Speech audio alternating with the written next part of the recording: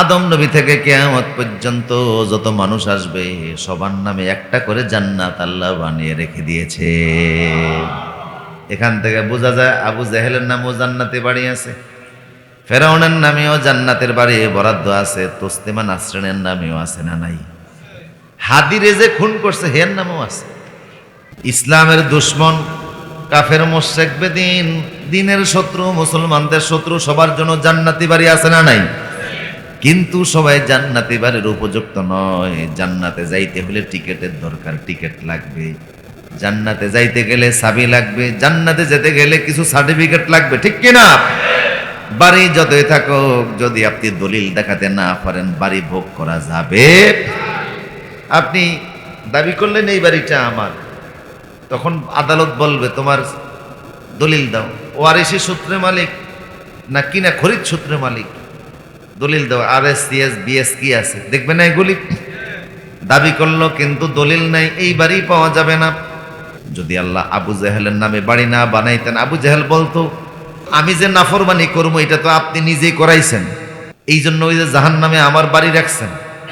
এই কথা যেন আবু জেহেলরা বলতে না পারে। আল্লাহ বলবেন আবু জেহেল রে, তোর নামেও জান্নাতি বাড়ি বরাদ্দ ছিল, তবে তোর আমল আখলাকের মাধ্যমে বাড়িটা নিতে পারিস না, এটা আমার কি?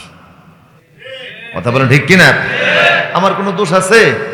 তোর তো আমি স্বাধীন বানিয়ে দিছি, ভালো মন্দ বুঝার মতো আকল জ্ঞান সবই দিয়ে দিছি, বুদ্ধি বিবেচনা দিয়েছি, কোনো প্রাণীকে দেই নাই, তোমাদেরকে দিয়েছি। তুমি তোমার বিবেক খাটায় বুদ্ধি খাটায় জ্ঞানকে ব্যবহার করে জান্নাত দিতে পারো না, এটা আমার কি? কিন্তু বাড়ি আল্লাহ, আমি আল্লাহ তোমার জন্য বানাইছি। এখন আপনারা বলতে পারেন কাফের মুশরিকের জান্নাতি বাড়িগুলি আল্লাহ কি করবেন? কাফের মুশরিকরা তো দলিলের মাধ্যমে সেই বাড়ির উপযুক্ত হবে না, ওই অতিরিক্ত জান্নাতি বাড়িগুলি মুমিনদের মাঝে আল্লাহ বন্টন করে দিবে। এই জন্য সর্বনিম্ন জান্নাতি লোকটার বাড়িও হবে প্রায় 10টা দুনিয়ার সমান।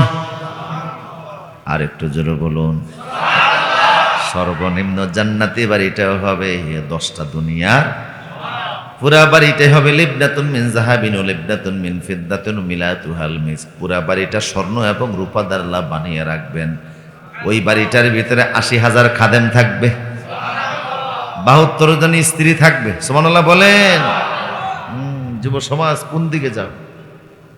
আল্লাহ রসুল বলছে ওই যে 72 জন স্ত্রী, একজন স্ত্রী বর্ণনা থেকে রসুল বলছে আল খেমারু খায়রুম মিনাদ দুনিয়া ওয়া মা ফিহা।